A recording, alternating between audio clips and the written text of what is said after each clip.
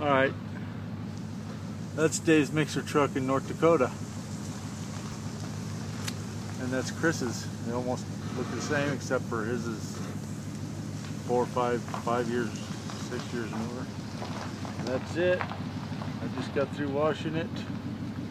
And I'm driving away.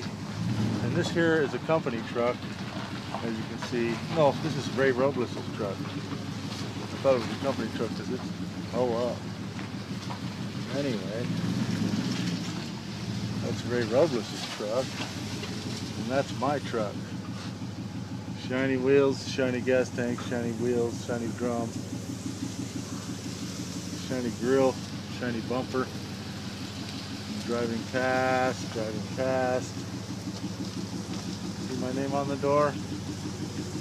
Our name.